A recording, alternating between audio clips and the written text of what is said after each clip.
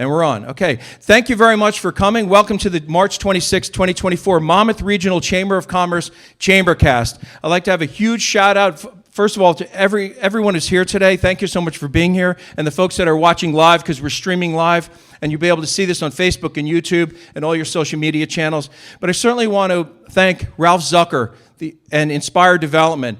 His vision is what has made Bellworks a reality and a key driver both locally and also in the region. So visit, the block is open, and also they're up in Chicago as well. And so his enterprise is fantastic, true visionary. So thank you, Mr. Zucker, for all that you do and all your team does. I want to thank the Monmouth Regional Chamber of Commerce for hosting this event.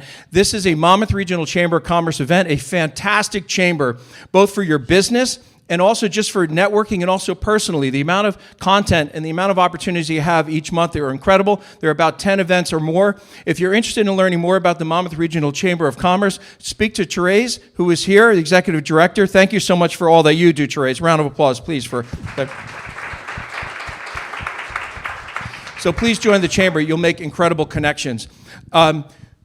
We have Congressman Chris Smith here today, who his resume alone would take the hour, and I'd probably only get halfway through it.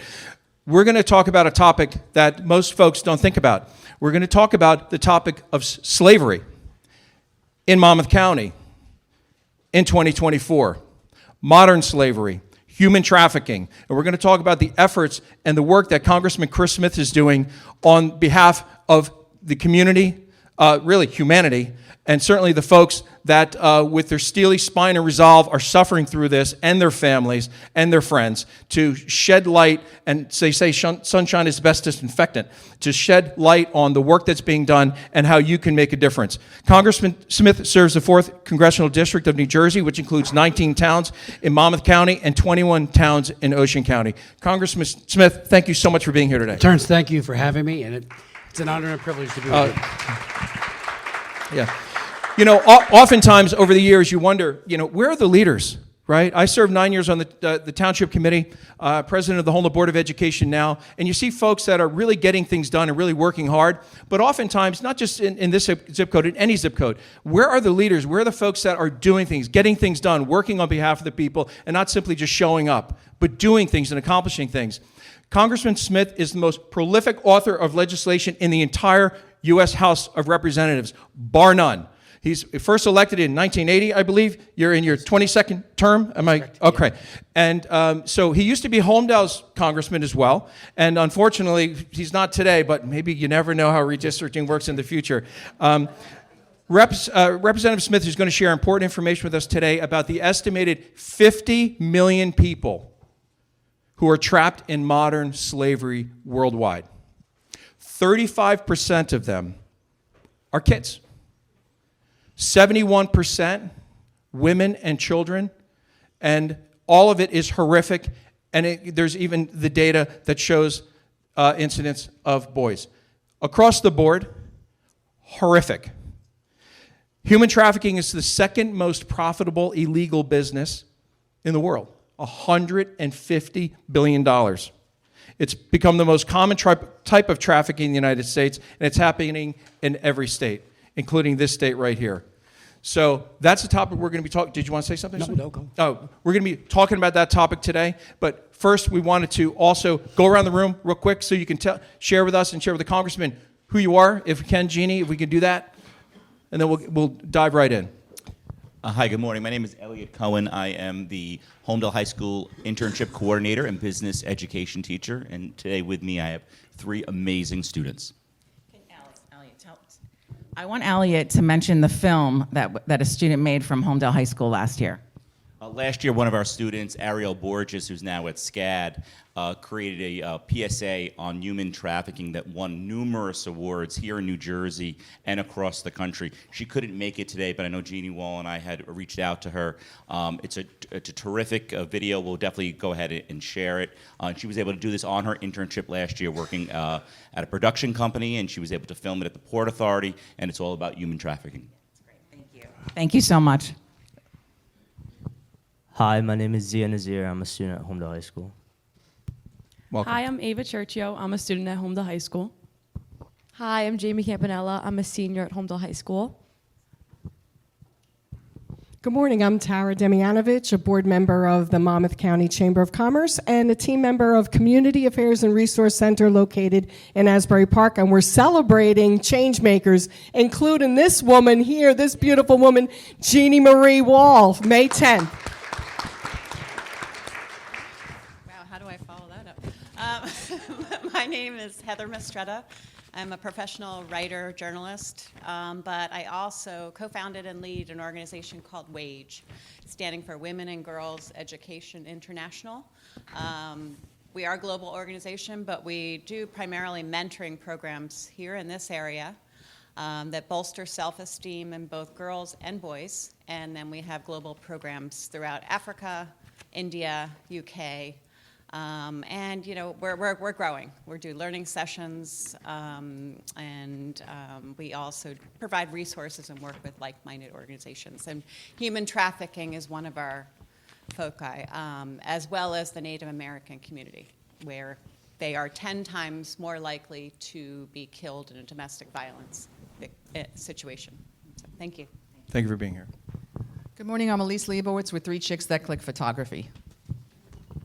Good morning. My name is William Willis. I have a production company, a film production. It's called Bold Media Films. We have an office right in the Art Factory that's over in Patterson. Laura Onse, Communications Director at Brookdale Community College. Welcome. One of the best community colleges in the country. Thank you for being here. Hi, I'm Joe Schloter. I'm Congressman Smith's Deputy Chief of Staff, and I only have my shoes off because I was standing here a minute ago.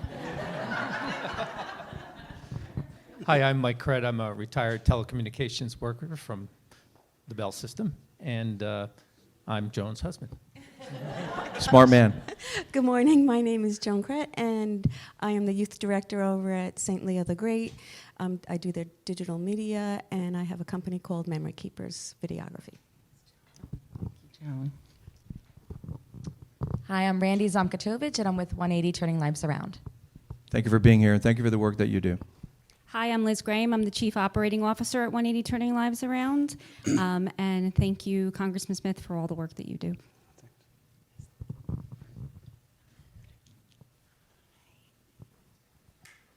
Thank you. Hi, Carla Scarabino from Girl Scouts of the Jersey Shore. I'm very excited to be here. I know this is important for our girls. We have had Gold Award Girl Scouts do their projects on violence and domestic violence, so I'm excited to hear what you have to say. Hi, I'm Laura, and I am from Serve Pro, Team Harvey. Hello, good morning. My name is Arman Kaimakyan. I'm the author of He Calls Me Redeemed, the memoir of childhood sex abuse, heroin addiction, hope, and redemption. Available everywhere books are sold, and I'm so grateful to be here this morning. Thank you. Thank you so much for being here. Your presence speaks volumes. Thank you. Hi, good morning. I'm Teresa. I'm the marketing assistant at CSAV Systems. Good morning. I'm Sister Debbie Drago, the Executive Director of Collier Youth Services right up the road here in Wickatong. Thank you for being here, and thank you for the work that you do.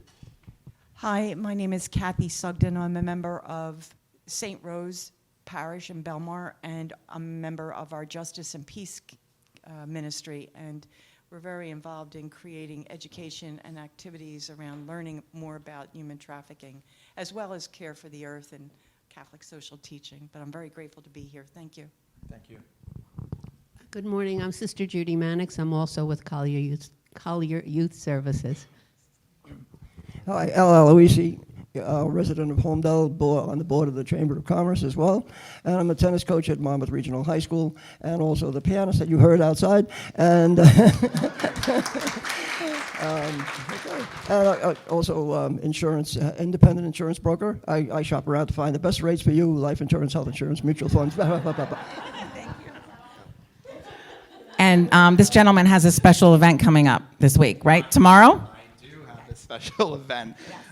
Jared Logan, founder of Go for Hire Career Services and Hiring Professionals.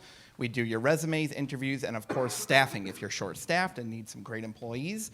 And tomorrow we do have an open house / ribbon cutting at our office in downtown Freehold. If you want any more info, let me know, and it's totally free to come. Hope to see you. Thanks. Hi, Nick Sierra, PMI Turnkey, New Jersey. We're property managers in the area. Hi, Denise Shira. I'm his partner. PMI Turnkey, New Jersey. We specialize in working with homeowners associations. Hi, I'm Paul Thurston, and I'm from Team Marketing. Thank you. Hi, I'm Marcy McMullen, and I'm president of Constitution Consulting Corporation.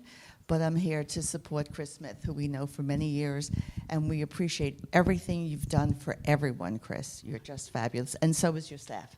So thank you, Joe and Jess. Thank you. Good morning, everyone. My name's Angela Ashley. I'm with the Jewish Home in Freehold. I'm the Director of Physician and Community Relations, and I'm very grateful to Chris Smith because my son went to West Point and he was interviewed by Senator Chris Smith. So thank you. Thank you. Good morning, Scott Linnell. I'm a Bell Labs retiree, worked in this building many years, and now I'm a trustee of the Shore Athletic Club, a nonprofit running group. Hi, I'm Brianna Rizzi, and I'm the administrative specialist here at the Monmouth Regional Chamber of Commerce. Hi, I'm Therese Rolke, the executive director of the Monmouth Regional Chamber of Commerce. Thank you all for coming to hear the important information we're going to hear from Congressman Smith. Thank you. We have Ming Chen. Everyone knows Ming. Shared Universe Podcast. Give it up for Ming Chen, Shared Universe Podcast. Good morning. My name is Michael Orange. I'm the owner and registered nurse for Ethicare Home Health Services. We do concierge and private short and long-term care services, all with registered nurses. Hi, everyone. I'm Elena Wharton. I'm a freelance writer at Tap Into. Hi, my name is Jessica Rohr. I work for Congressman Smith as his Director of Public Affairs and Outreach. It's really great to meet you all. Good morning, everyone. My name is Howard Stein. I'm the owner-operator of Home Helpers. We are a VA provider, so we give our veterans home care as well as seniors in the community. And I personally wanted to thank Chris Smith for the work that he did to save my business during COVID. If it wasn't for Chris, I wouldn't have gotten an EIDL loan, and I might not be here today. So thank you, Chris Smith. Thank you. I'm Jeannie Wall, and I'm the owner of Hometown News, and I'm publishing for Tap Into. Thank you. Thank you very much. And you know, I have 4 pages of accomplishments for Chris Smith that I could read, but we didn't cater lunch today, right?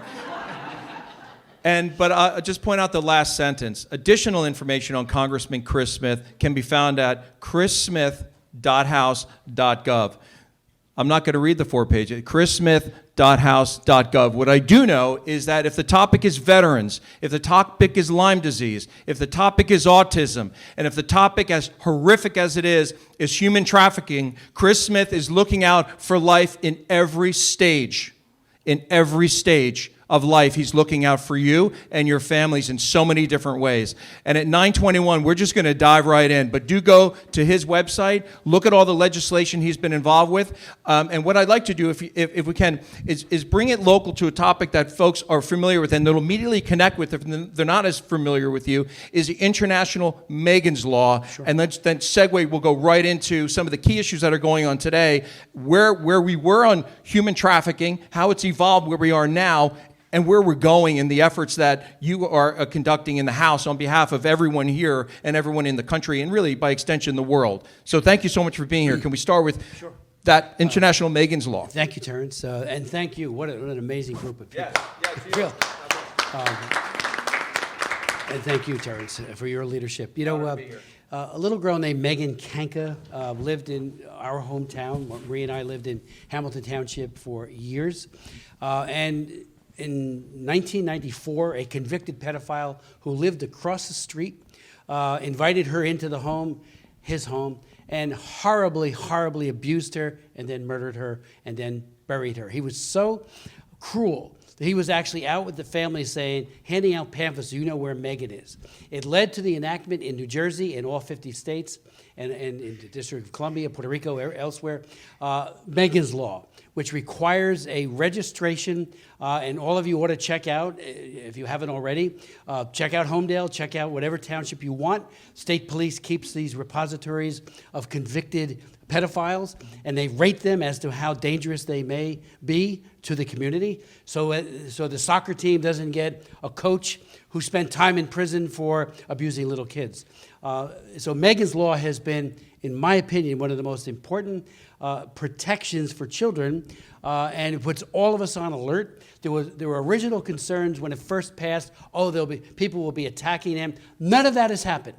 The civil libertarians who came forward actually filed suit to try to have Megan's Law declared unconstitutional, have all been proved to be absolutely wrong, but it's a great way of warning all of us, starting with school officials, parents, and everyone else, that there is someone who has a serious, dangerous background, and the propensity to recommit these crimes is very, very high. So I've worked with the Kankas, matter of fact, Richard is actually a member of the school board in Hamilton Township, and with Maureen, her mother, who sadly is still hurting, both of them, like you can't believe, from that horrific ordeal of losing their precious daughter, Megan. But I began to realize after I wrote the Trafficking Victims Protection Act, that there are traveling pedophiles and we actually got a study done and found that so many of them get passports, they're good for 10 years, and they go on child sex tourism trips.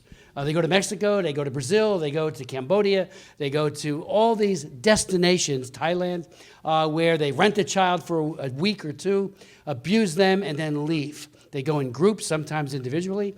So I put together a bill called International Megan's Law. I was meeting with the Thai delegation, because I meet with all the different global delegations on trafficking all the time. And I said, what would you do if you knew a convicted pedophile was coming to Phuket or Bangkok or one of your other cities where, unfortunately, child cruelty excels? I mean, it's just horrific. And they are trying to stop it, the officials. And they said, we wouldn't let him in. That day, I scratched out on a yellow pad what an International Megan's Law would look like. We then began the process. I introduced it. I got it passed 3 times in the House of Representatives over the course of 8 years. And each time it went to the Senate, the Obama administration on the record was against it, and it never moved. And I said, what does it do? Why can't we notify countries of destination to tell them, so-and-so, it's up to you. We can't stop them from traveling, but we certainly can empower officials overseas to be on the lookout, if they let them into the country, to be very watchful as to what they might be doing to abuse their children. I wrote a reciprocity piece in where countries should notify us. Most countries don't have a Megan's Law, so they don't notify, but I try to push that every chance I get overseas with every country delegation I meet with. And they would even stamp the passport, right? So we realize, and there's a very serious criminal penalty. It's the same if they don't sign, they being the convicted pedophile, up for Megan's Law at the state level. It's up to 10 years in prison. So it's very serious. We want to know where you're going, what you're doing, and don't tell us that you're not a threat. You are a threat. Again, the propensity to recommit is so high, and we know that they do this. And so we also put in a provision, realizing some may lie, say, I'm going to Narita Airport, I'm going to Japan, but they're really on their way to one of these foreign destinations like Cambodia to abuse children. So we stamped the passport. We put in a piece so that every border security agent will see the bearer has committed a crime against children. And believe me, I just met with the Thai delegation 2 weeks ago. They said they have told many convicted pedophiles, you're not welcome in Thailand, get out of here. And they also didn't allow others that followed the law and were notified. They said, you can't come here. Wow. You're not going to get a visa. So it's working. Well over 20,000 notices have been made. Again, it took 8 years to get this passed. I was shocked at the opposition to it, but it was there. And I still am bewildered by the fact that, we want to take the secrecy out of child sex tourism because it is very real. These guys travel, and it's almost 99.9% men, and they have one thing in mind. How many kids can we abuse? And they abuse them to the point it destroys the child's life. So International Megan's Law is working. Now, I'm in a group called the Organization for Security and Cooperation in Europe. It's the equivalent to NATO, but for democracy and human rights work. I have been head of delegation for many, many terms in Congress. I'm the special representative now for human trafficking, for combating human trafficking. And I brought this to all 57 countries that make up the OSCE PA, Parliamentary Assembly. We've passed resolutions on it, and we've gotten others to start looking at, they need their own Megan's Law, and they need their own international Megan's Law component, so that we're all on the same page in protecting kids from this hideous And thank you. abuse. That's horrible. It's so horrible. But again, we call it the Angel Watch program. The Angel Watch program is, I've met with them many times, amazing men and women who make sure that these countries know in a timely fashion, so-and-so is traveling. And again, as the backup, we have the passport, which is stamped in that way. Yeah, and it's about really communication, transparency, efficiency, so they can make actionable decisions before anything exactly what it is. happens. Better summation. Yeah, and so and this morning, the folks here, thank you again all for being here. I said that today we're going to be talking about slavery in Monmouth County in 2024. And so someone, wait, what? What? Yeah. So let's get through the wait and what, because there are students in Homedale who have already put together fantastic documentaries and film, which, to their credit, that's the next generation of leadership right there. So hats off to those students. They get it. For the folks that say, wait, what do you mean? Slavery in 2024 right here in Monmouth County. Can you elaborate on modern slavery? What does it mean? Sure. What is human trafficking? Let's define it. So first you got to define it, right? Yes. And then explore what's actually happening, because folks, most folks, they drive by. You know, there's an accident. Oh, I got somewhere to go. But the victims, they need us. They need people to support them, to get ahead of it, and to make sure they're not victims. So can you define it and bring it local here? Well, you know, in 1995, I did a lot of work on human rights in the Soviet Union and went there many times, East Bloc countries, from Romania to Poland, all the countries that were part of the Warsaw Pact, for example. And as soon as they matriculated from dictatorship to democracy, although Russia went back to dictatorship, we saw a burst of many of these KGB types, the secret police types, who went right into organized crime. And as you pointed out in your opening, Terrence, you know, after drugs, trafficking, it eclipses weapons, which used to be number 2. Drugs is the biggest moneymaker for organized crime, and they went into this mightily. You know, all of a sudden they're selling women, turning women into commodities for sale, and they did it with such impunity, with a wink and a nod from governments all over the world. Our government, our laws were absolutely infirm. I looked at them and I said, my God, we don't have anything. This is nonsense. So in 1998, I did a child labor bill. I actually had Kathy Lee Gifford, who was caught unaware that her clothing line was being manufactured in Central America through forced labor, children. And she was so appalled. I invited her to a hearing, and she just was, you know, she went all out to say, not now, not never, and it was part of the solution. My trafficking or original child labor bill, everybody seemed to be for it, passed the House, died in the Senate. The Clinton administration was against it. On the record, it just killed me, and I could tell anybody how appalling that was. Then I introduced the Trafficking Victims Protection Act of 2000. Comprehensive, pardon me, completely whole of government. It's a domestic law. It's also an international law. Every part of trafficking on the federal level that we do now is in that law, embedded in that law. We thought through it. We invited the full input from stakeholders who gave us tremendous insight. Above all, we listened to the victims, so it's totally trauma-informed, and that makes all the difference in the world to listen to, especially the women who tell you, this is what I needed, this is what I didn't get, this is how they deceived me.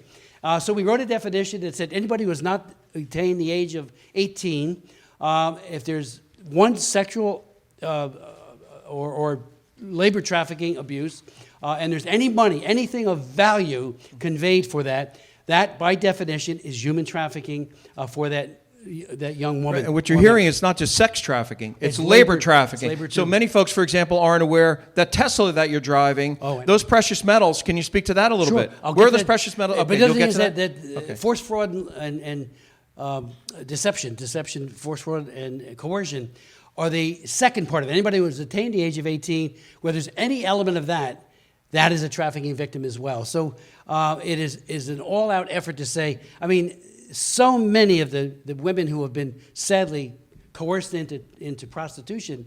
There are people in this country, and one of the biggest fights we had with the Trafficking Victims Protection Act was those who wanted to say, "Oh, we got to affirm sex workers." No, you don't. There's almost always an element of force, fraud, or coercion for any of those who are over 18 who sadly are being abused that way. And it's just like it's a distinction without a difference. That was a major fight that we had, and we still have it today. You mentioned cobalt. Cobalt, yeah. I've had 3 hearings. I had one just a few days ago on the abuse of children in Africa, in DR Congo, and I've been there. I've been to Goma. I've been to places where these mines are, where they're extracting cobalt and other metals. But cobalt is what is necessary for electric vehicles. And I'm talking about unbelievable numbers of tonnage that is required to drive those vehicles. All of it is now being controlled by the Chinese Communist Party in DR Congo. There's 25 to 40,000 children who are in these mines. They're called artisanal mines, so they're very low. Some of them collapse. They're very, they're breathing in this dust, causing them to be sick, and that came out in my hearings. And the second part of it is the adults, 200,000 plus adults, all forced labor. It all goes to China. China processes it, goes into the Teslas and goes into the others, and then it shows up over here. So I have a bill that I've introduced. I've had it going for 3 years now. I finally have a commitment from our majority leader and from Jason Smith, the chairman of the Ways and Means Committee, where it was sent to mark it up and bring it to the floor of the House. And what it says is that anything coming out of China that is cobalt or lithium, the presumption is it was made with forced labor, because it's absolutely clear. It's all been mined with forced labor, and of course, in China, the use of coercion is ever present too in their factories. But so it would be inadmissible to the United States. If they can prove that the supply chain is clean of forced labor, it comes in. It can't be done. I was one of the authors of the Uyghur Forced Labor Act, we know anything coming out of Xinjiang, where the Muslims are being killed through genocide and put into concentration camps, is inadmissible in the United States. So this bill, it'll run into a buzzsaw. I asked John Kerry, who until recently was the Green New Deal czar for the administration, about it. He goes, "Oh, we have an MOU with DR Congo." And I said, with all due respect, Mr. Secretary, because he once was Secretary of State, it's not worth the paper it's printed on. It's aspirational only. There's nothing in that MOU, a Memorandum of Understanding with DR Congo. It says, why don't you, do the processing in country? Why? Because the government officials who are being paid off get far more money by the Chinese Communist Party to do this. Just for the record, I chair the China Commission. I've had 100 hearings. My 100th was just last week. 100 hearings on human rights abuse by Xi Jinping and his predecessors in China. I'm barred from going there. I had a bill passed last year, and this is another form of trafficking, where they being the Chinese Communist Party, tens of thousands of young people, mostly Uyghurs, Falun Gong practitioners, some Christians and some Tibetan Buddhists. Take their livers. They take their livers and they take other vital organs. Not just and a cut of kill them. profits, a cut into their body to steal their organs and harvest them. That's what they do. They take 2 or 3. It's a multi-million-dollar business.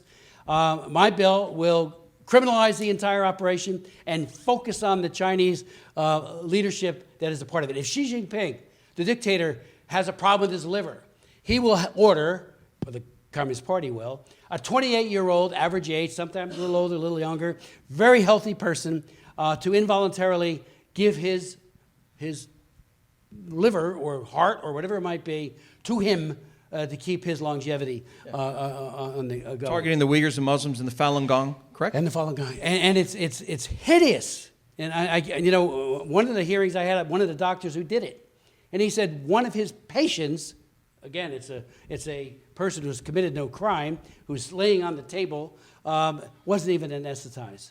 He was in shock. He didn't know it. And all of a sudden, the guy starts moving as he opens them up. It is right out of Joseph Mengele and the Nazis where you use cruelty in medicine to extract. And so they have hospitals designated to maintaining the longevity, like I said, of Chinese Communist Party leadership, but they also make money hand over fist. So my bill would also say if anyone with foreknowledge procures one of these organs, goes to Shanghai or one of the areas where this is so prolific, we can take action against them as well. But it's primarily aimed at the brokers and above all the Chinese Communist Party officials to stop this. And on China, that's when they're not working to eviscerate our population with fentanyl. Oh, that's another whole issue. Right, 100,000 dead people every year through fentanyl, all coming through the border with the complicity of the cartels in Mexico. But all the precursor, I've had hearings on that too. We've passed good legislation in the past that I've co-sponsored. It wasn't my bill to try to further rein in on that, and we have not succeeded. It's getting worse. You mentioned earlier, a whole of government approach. I just want to touch on that a little bit. When you mention whole of government, for us, it's so far attenuated. It's in Washington, it's Congress, it's Senate, and these kinds of things. When you mention whole of government, can you bring it down to the state, the county, the municipality, the school boards? Like locally in the state, you have a pass the trash law, for example. Bringing it back to human trafficking on the whole of government approach. Can you help us, to help empower the folks that are here on what can we do? What should we be thinking about? And then we'd like to talk about different industries where folks should be looking at what other signs of things. How do you human trafficking? It's not nebulous anymore when people leave here today. But what are you looking for? What do you see? That kind of thing. So whole of government down. What do you mean? How does it trickle down to the different other entities, the government entities? Every part of the federal government and hopefully major parts of the state government and local governments, pardon me, need to realize that trafficking is pervasive. It's everywhere. It's in our backyard. And young women and men and boys little boys and little girls are being cruelly exploited. And there was a lot of good efforts being expended at the state level. The coalition's doing great work, the Trafficking Coalition.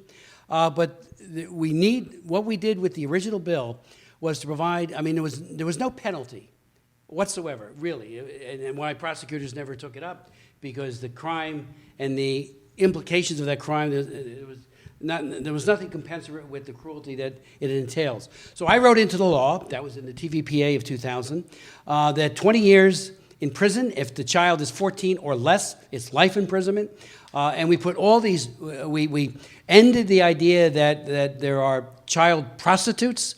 That's why I said the definition, if you've not attained the age of 18, it is automatically a trafficking violation. Some states have not caught up and changed their laws, but the federal statute makes it very clear that they are victims, and they are victims. Let me say it again. They're victims, and they need to be rescued.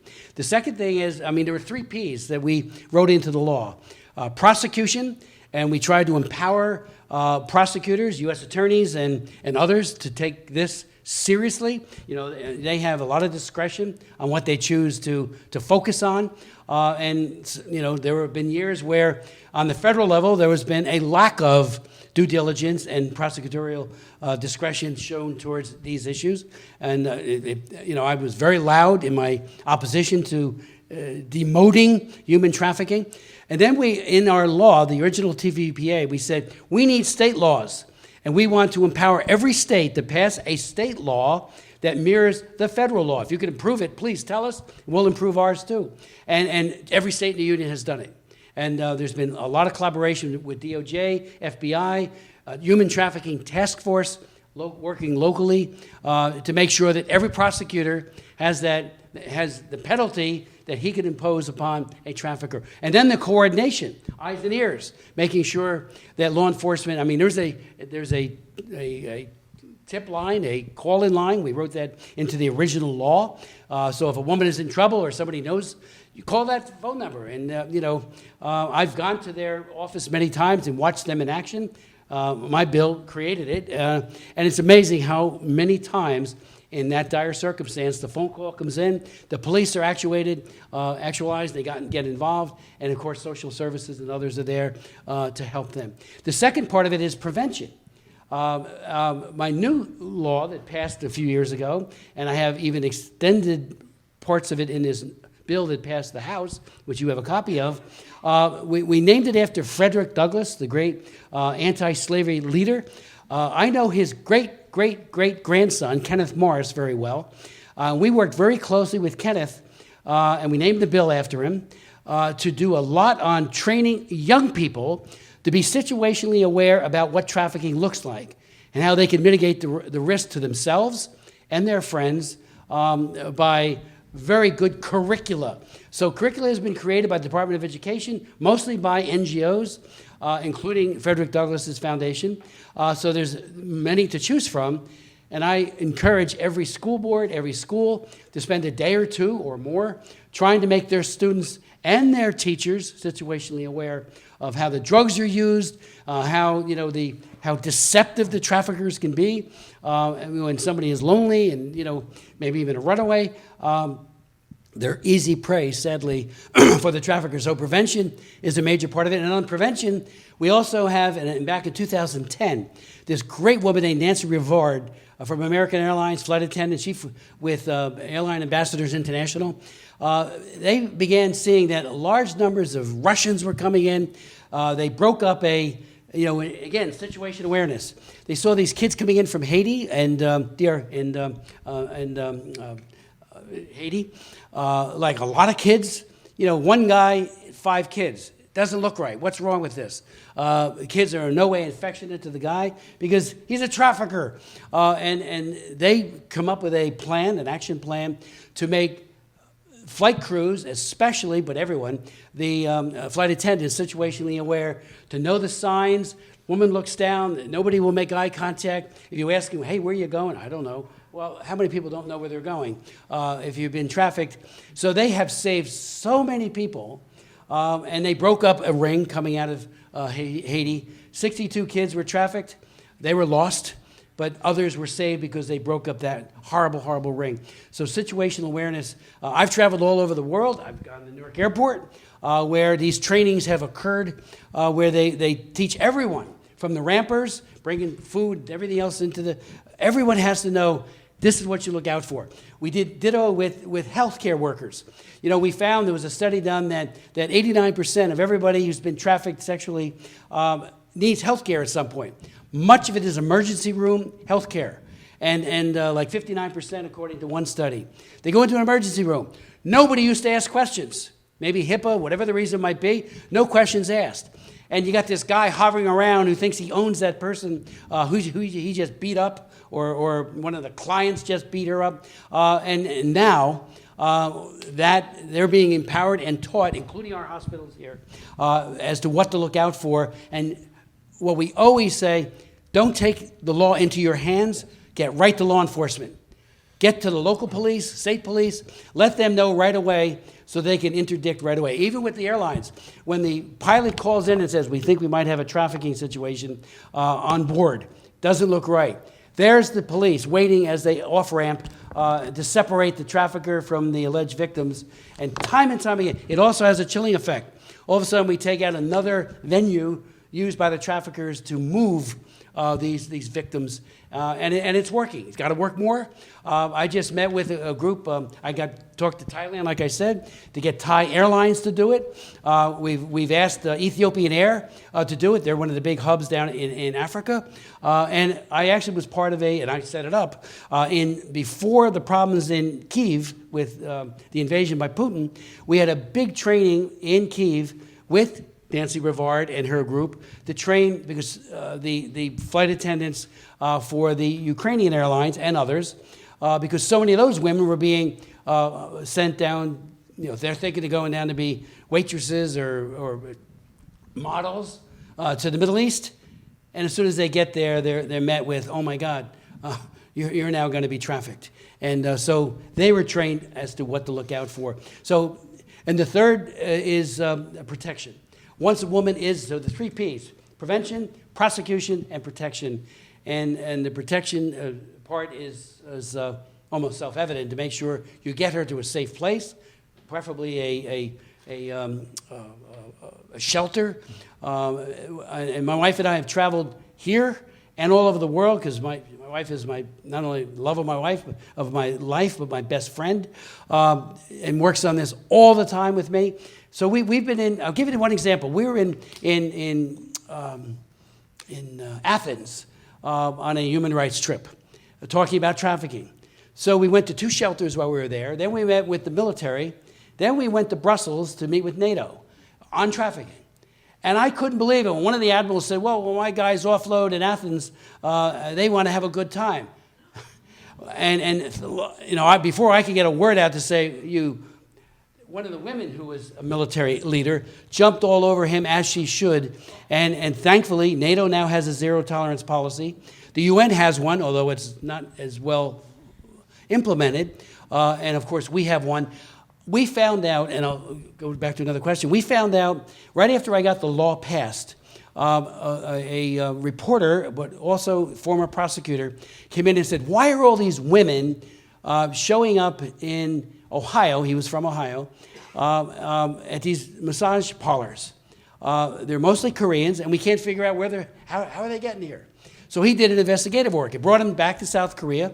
He found out, he went to many of these bars, and there was our guys, sadly, exploiting these women, our military men and women.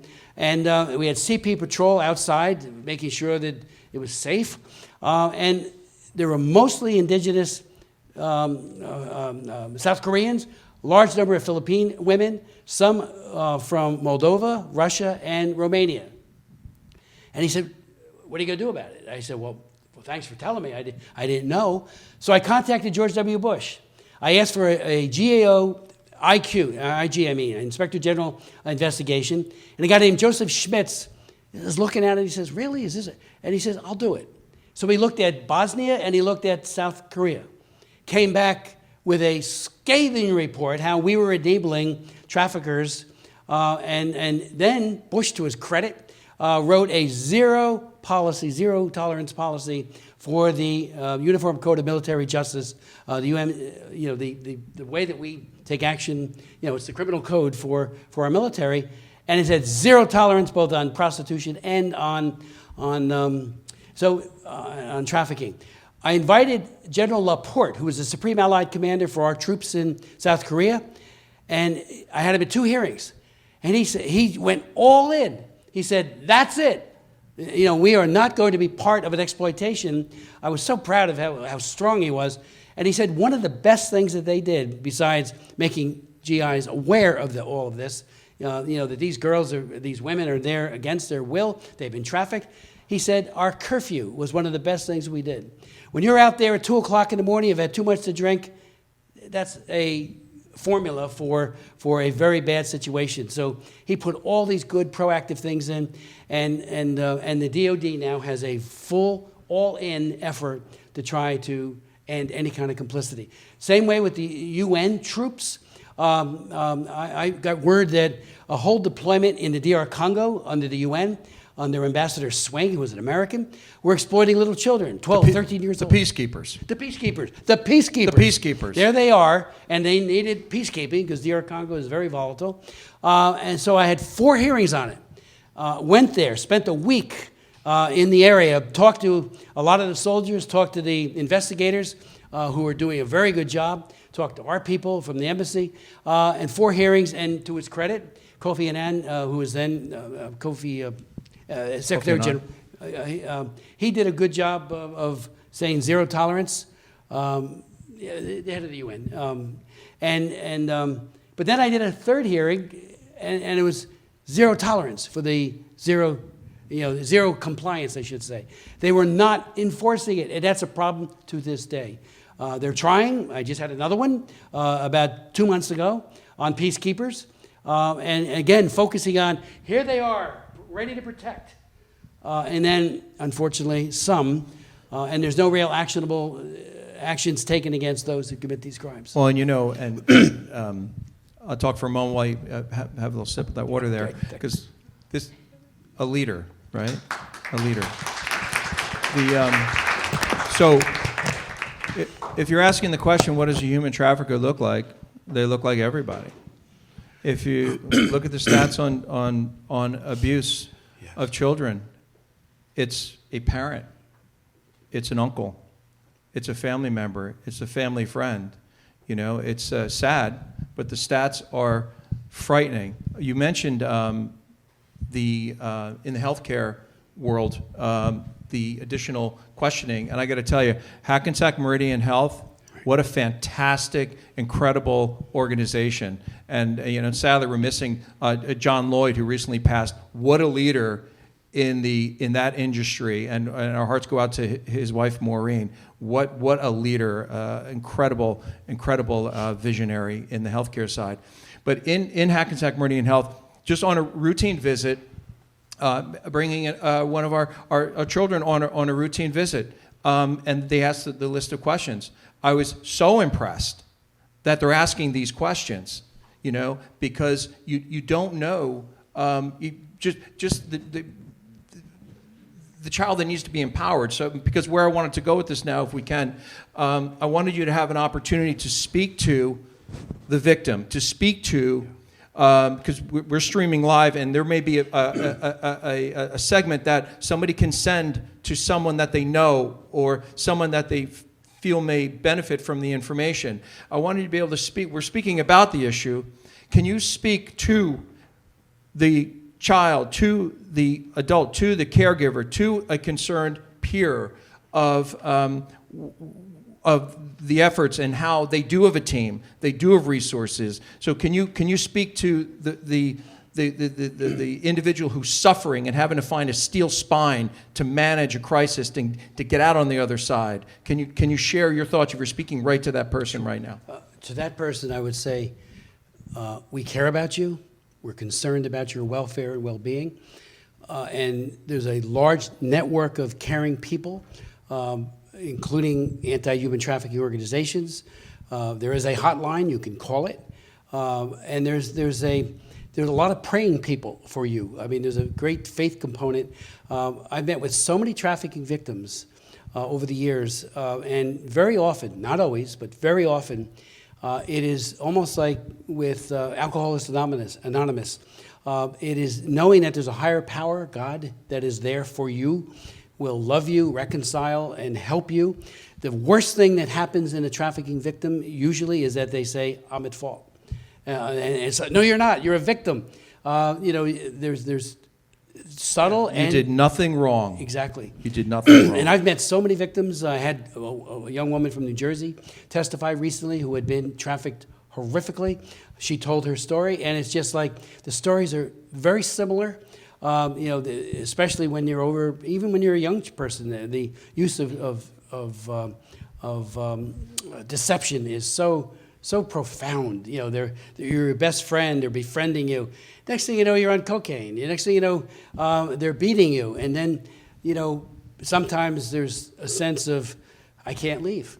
Now, one of the things we wrote into our law, this is on the international level, that was very hard to get passed was the T visa, providing asylum for those women who get here. I'll never forget, because I put it in there, and it took too long to implement, and that was by the Bush administration. And I actually did a hearing on it. Why aren't you implementing this? But we also said that their family members are also covered by this. You know, what they do often, the traffickers is, I know who your sister is. I know where your parents live. And so you go and testify against me where you leave here, and we will go after them.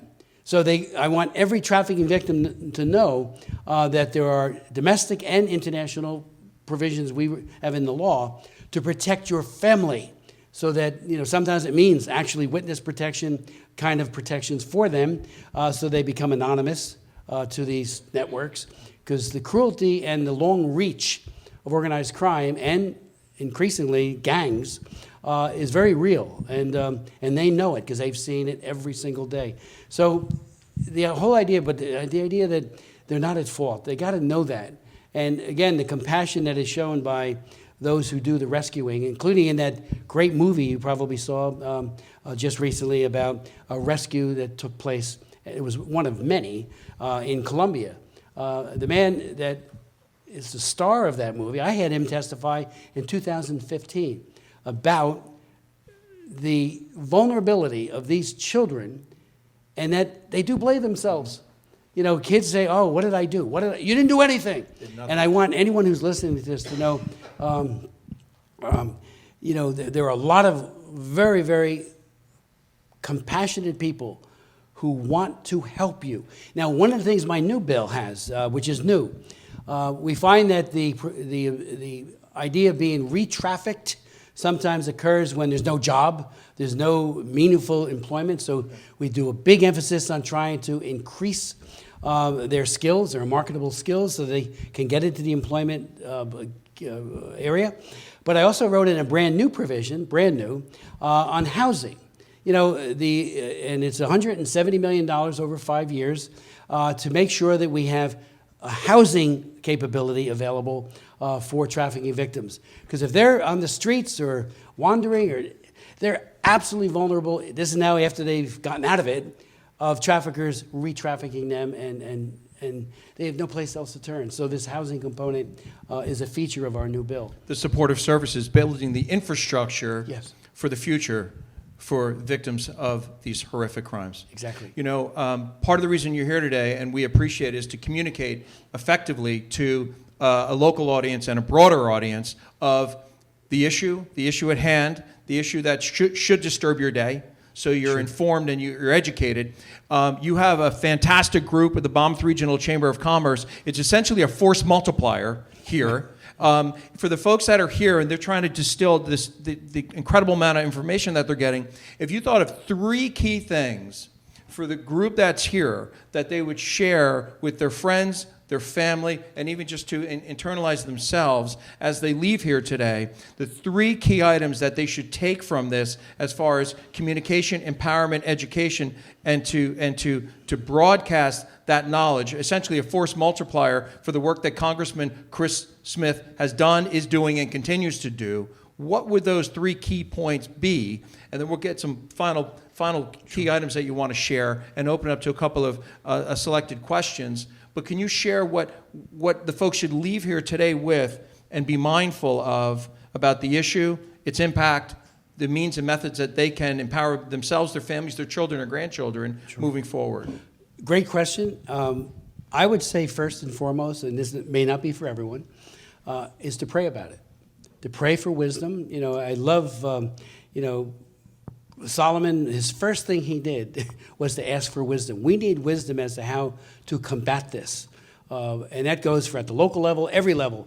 Every family member needs to talk to their kids, their grandkids, you know, in an age-appropriate way. You don't want to scare little kids, but make them aware that not everybody out there means your best intentions. They, you know, there are predators out there, and there are many of them. So I would talk to our family, start off, you know, all policy is local. Well, that starts with the family.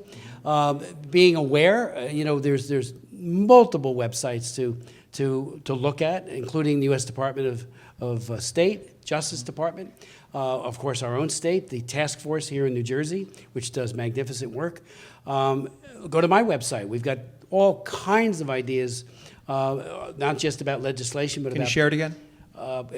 If you just go to Google, put Rep. Chris Smith, you'll get it. But it's chrissmith.house.gov. But the other way is easier. Just Google it, Rep. Chris Smith. And the first thing you'll get is our website at the top. And we have all kinds of places to go to, contact, you know, encourage law enforcement to be even more aware. One of the things that George W. Bush did right after we passed the law, he did a whole series of trips he came to Newark. He went, Newark Diocese actually ran it. Some of it was run by secular NGOs and others, but he went all over the country, and he brought everybody in. He brought in the NGOs, he brought in all the local, state, federal prosecutors, everybody under one roof, and to talk about a coordinated effort on this. And, you know, sometimes we get compassion fatigue or prosecutorial fatigue where you say, oh, we did that, what else is out there? This is ever present and getting worse, not getting better. Even though people are going behind bars for long periods of time, you know, the permissive culture is allowing, and the idea that you know, we turn people into commodities and exploit them. I was going to ask you, so this is not getting better? No. And even, you know, what's his name? barely killed himself in New York jail. What's his name?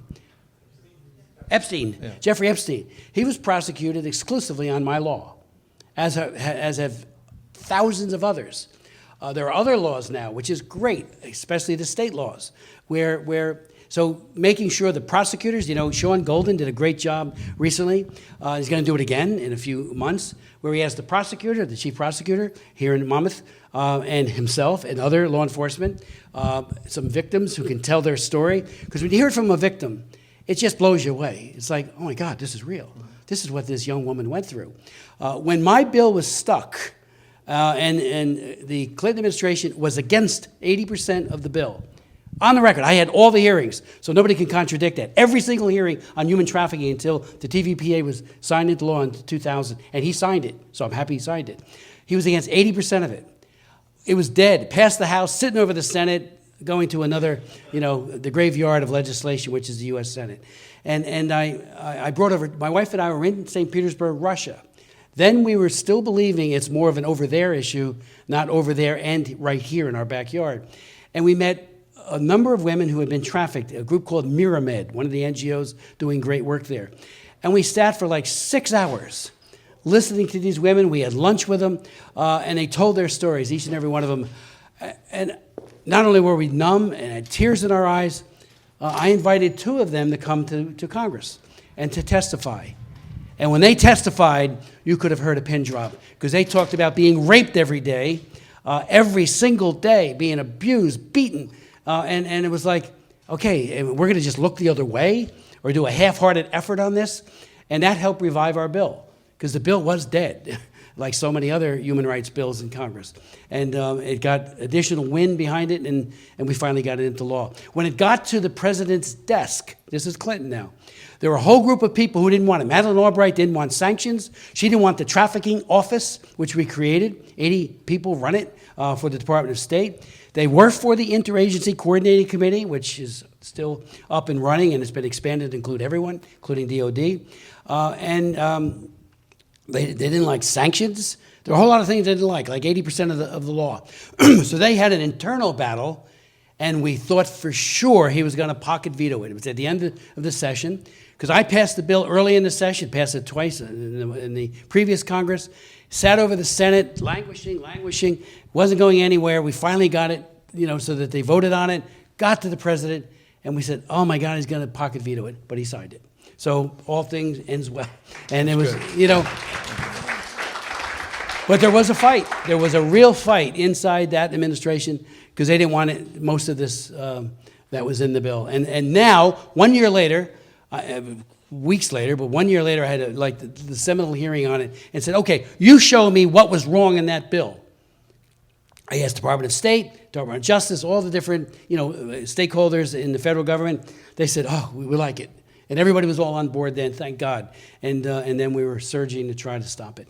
Wow, that's amazing. You're a tenacious protector of life in all its forms, and security and safety. And that's why you're here today. That's why we're sharing together the information here. I wanted to ask you, when the folks are leaving today, what are some of the key items? What's the next big thing legislatively? What's the next area in 2024? And what can we help you with in your endeavors to help the folks that are suffering under the horrific human trafficking element that's out here? And so what can we do locally as we leave today? Well, again, talking to the police, I would hope that the schools would have a day, but they're already doing great things in Homedale, but would have a day or two where they work to make students situationally aware so that they don't become victims, particularly when drugs are involved, which is one of the main ways that they entice somebody away from their home or in school.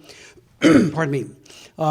Make sure the mayors, everybody's on board. Any place when you can conceivably think, oh, that's where a trafficker might flourish, shut it down.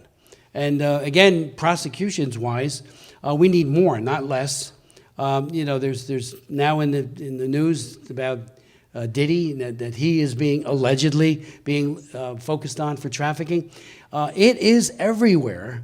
And again, There's all the- demographics, all race, all across the ethnicity, board, all across the- countries. That's right. All And countries. right here in Monmouth And right County. here in Monmouth County. And encourage your sheriff, who's already there, Yeah, and the fantastic prosecutor, work, yeah. who's already there. Both of them are really, really walking point, and I thank God for that. And same goes for Ocean, which is also my district. I know that sheriff as well. He's all in, to try to stop it. If you see something that doesn't look right, it's almost like terrorism. You see something that doesn't look right. After 9/11, we all said, make sure, tell someone, preferably law enforcement. Say, I think there may be, and we had a situation in Hamilton Township where a head of the labor unions one of them came to me and said, I think we have a trafficking situation. So I immediately talked to the prosecutor and talked to the U.S. attorney, but he had said that he had done that earlier, not the prosecutor, but the U.S. attorney, and they said, we'll get to it. By then they had moved out. They realized that somebody was doing some recon on them, and it looks like there's a problem, so they moved their operations, and they never caught them. So there were victims, but there were also, and the victims went with them because they just upstaked and went somewhere else. So anything that doesn't look right, please sing out to law enforcement, and that's the right people to call. And you're certainly leading from the top. You're prime author of 5 laws, 5 laws. 17 resolutions. Yes. You're working hard every day for all of us. We want to tell you, we appreciate everything that you're doing on behalf of all of us here in Monmouth County. Thank you so much, Congressman Chris Smith. And I would just add, Terrence, if I don't mind. Yes. You all have in your packet our newest bill. Again, we named it after Frederick Douglass. It's filled with new initiatives and a strengthening of existing initiatives. It's passed the House. I put my floor speech in there. It was a good debate. It was bipartisan, I'm happy to say. But as so often happens, goes over to the Senate, somebody puts a hold on it, somebody doesn't care, and it dies. I mean, their rules of procedure are very undemocratic, and I wish they would fix them. From the filibuster, where you need a 60-vote threshold to get anything done that is of any controversy. I mean, as I might have mentioned earlier, I had this bill that passed on March 28th last year on going after this horrific practice of forced organ harvesting, and it's global. China is the most egregious violator, but it is global. It's going on in Iran, it's going on in other places, so that we go after that type of trafficking and that kind of exploitation. That has sat over there, coming up on March 28th, for a year, and I can't get it, and it'll probably die. It'll probably die in the U.S. Senate. I am outraged at it, and I've called the chairman, I've called others, and I get, okay, we'll look into it, And they're good people, so I don't want to knock them, but it's like, just do it, Just do it. Just get it done. Just get it or done. Go do something else. That's right. Why are you here, right? Yeah. Why are you here? It's all about the leaders. You're putting power to the pen, power to the information, and to the victims, there's power behind you. You did nothing wrong. There is power behind you with Congressman Chris Smith, all the folks that are in this room, and the team in local law enforcement and across the board. Reach out. There is power behind you. Reach out so you can be protected from this horror of human trafficking. I want to thank you so much for being here today. Congressman Chris Smith, ladies and gentlemen. Thank you, Terrence. Oh, it's a pleasure. Thank you so much. And we have, Thank you, ladies. and if we have a couple of curated questions, Jeannie, if you have, and then we'll wrap. Thank you so much. Yes, first of all, Terrence, there is the 800 numbers are on that script if you want to find that while we're asking a couple of questions here and a couple comments.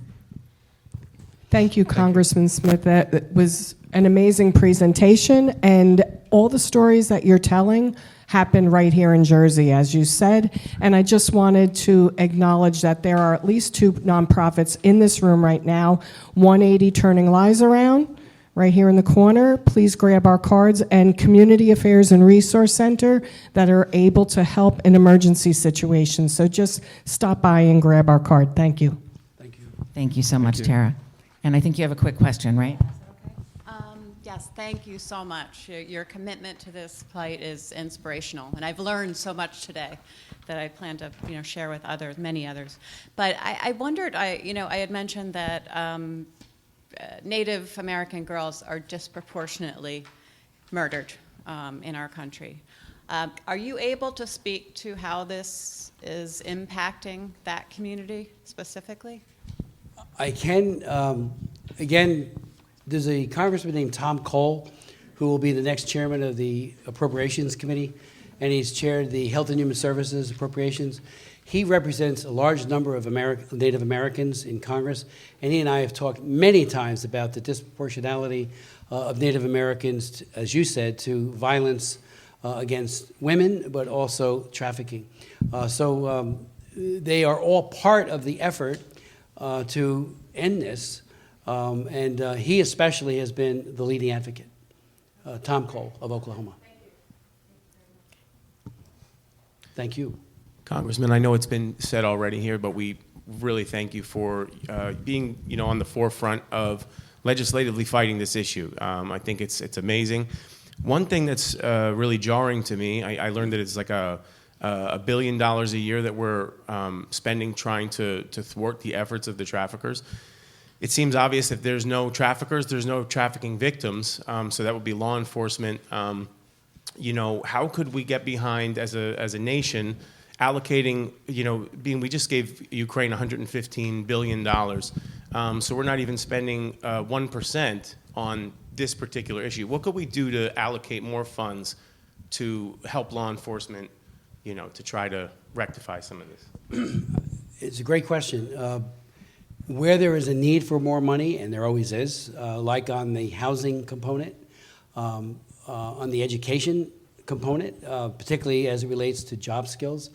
COVID actually wreaked havoc on so many women who were doing extraordinarily well, and I know a lot of them, got to know them. All of a sudden their job was gone, and even the PPP couldn't save it, and the next thing you know, they're laid off and vulnerable again. So the support system is all important, whether it be a faith community or a non-faith, to hold on and link arms with them. I think there could be much more done today at the Justice Department, and I've asked for that. I'll give you an example. I had a hearing last spring on the missing 85,000 unaccompanied minors that have come in through the border. I had Ambassador Dyer. I created her position. She's the point person. My 2003 Act, not the 2003 Act, created the Ambassador at Large as the point person for human trafficking. And she runs the coordinated committee, which includes all the agencies of government. So before the hearing, I said, and she's a very nice person. I said, I'm going to ask you about the 85,000, and it may be more now, unaccompanied minors who we think have been trafficked in whole or in part. We're not sure in terms of numbers, but you don't know where they are. ORR doesn't know, Health and Human Services doesn't know, and they've been conveyed to people about vetting has been very, very slipshod. And I said to her, if this were a international adoption process, you do home studies, you do vetting of who you're giving that child to. This is a conveyance that is so threadbare. Yeah, I'm the uncle, and off they go. Now, I'm not blaming border security and others, who knows where the blame is, but it's not robust. And so even the New York Times did a big piece about the 85,000 missing. So I introduced a bill to try to require them to go find these kids.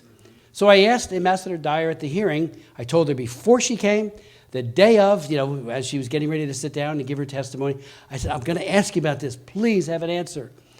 I asked her, and she didn't know. She said, ask Mayorkas over at Homeland Security. Oh, I have. I've sent letters. I've done all. I got nothing back. So it's like, okay, see no evil, hear no evil. Those kids are probably either labor or sex or both. A sizable majority are being exploited, but we don't know. So that kind of lack of custodial care is appalling, and it continues to this moment. I've asked again. I'm trying to get my bill up, which will different than this bill, another one that I've introduced, to try to, really require them to go out and find where those kids are, and to make sure others aren't following suit. Some have suggested maybe 100,000 now. That's a lot of kids that could be exploited. If you saw the movie, the movie in a compelling way. Jim Caviezel is the star in that, and it plays, the great leader in that. I've known him for 25 years. He's been unbelievably strong on these issues. And he plays that part perfectly. If you haven't seen it, please see it. But we had a showing in Congress of the movie. And by the way, when you watch it at the end, they have a hearing where the leader is testifying. That was my hearing. That was in 2015. They say it's the U.S. Senate, and he actually said, Chris, sorry, they put Senate on there. It was your hearing. But we've been aware of this child exploitation coming up through the border for so long.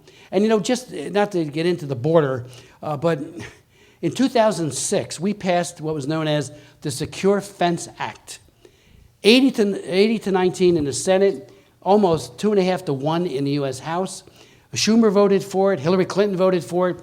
And if you ever take a chance, Google it, read it, it said, build a wall. This is not a humanitarian initiative to have a porous border where the cartels bring these people up and exploit them on the way up. I asked the president of Guatemala, about this and about his young women and girls. He said 80% are sexually abused before they even get to the border. 80%. So there's no humanitarianism in having, I'm all for asylum protections and all of that, the real ones, well-founded fear of persecution, the boilerplate language of our asylum law, but not something that is being exploited the way this is. And so that wall had total bipartisan support, and then it didn't. And now we have a situation where, a lot of situations, people on the terror list coming across, all those problems, but kids and young women being exploited in the most horrific of ways. And it's really, so we're trying, I'm trying to get that bill on the floor, on the 85,000 missing. And the movie Sound of Freedom. Sound of Freedom. Right? And you're also working with Tim Tebow. That's right. With his now, efforts. Tim Tebow, we're working on him on a whole set of issues of ritual slaughter in some African countries, which some people say, what are you talking about there? It's happening. It's happening with impunity. And his organization, which works on trafficking in general, but with a particular focus, I had a hearing on that as well, and have language that I'm trying to get passed in the House to try to focus on that. It's like, and the victims are often women, African women, and African children who are being dismembered and killed. It's just so horrific. But Tebow is leading the effort on that, his NGO. I was just with him a week ago again. We had a hearing on it, and then at his request, and also at the request of another man named Alan White. Alan White was the chief prosecutor in Sierra Leone who put Charles Taylor, remember how bad he was, the president of Liberia, who had all these kids hopped up on drugs. They were doing killing fields, cutting off limbs, doing horrible things. Well, Taylor was convicted, and he is now at The Hague in prison, 50 years. He'll never get out of prison. So Alan White was the one who originally brought that to me because I wasn't aware of it either. Ritual killings, and it's part of a trafficking scheme as well.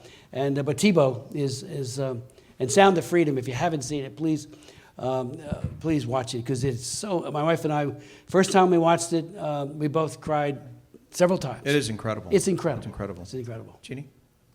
I just wanted to thank you. And this has been 4 years, right? Almost 4 years that we've been trying to get this together because I think it's such an important issue. I noticed just being in Manhattan in Rockefeller Center during Christmas time, it was really sad. There were kids, I don't know if they were 8, 9, 10 years old, and I don't even know if they spoke English, but they're trying to sell balloons and different, I'm looking around, and I'm thinking, that's human trafficking.